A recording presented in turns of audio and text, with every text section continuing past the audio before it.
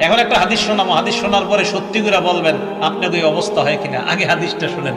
সহিহ বুখারী হাদিস নাম্বার 608 নম্বর হাদিস।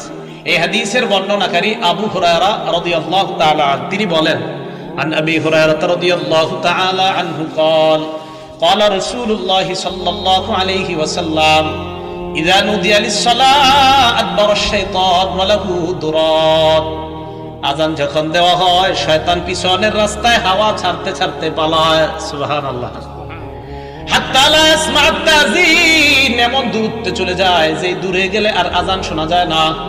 এই জন্য মাইকের আজানের আওয়াজ যত দূরে যাবে শয়তান এই পরিমাণ দূরে চলে যায় যেন আর আজানের আওয়াজ শোনা না যায়। এরপরে দেখেন, হাত্তা ইযা কাদান নিদা, মুয়াজ্জিন সাহেব যখন আজান শেষ করে আকবালা, শয়তান আবার আইসা মসজিদের আশেপাশে ঘুরতে থাকে আর মুসল্লিদের অপেক্ষা করতে থাকে।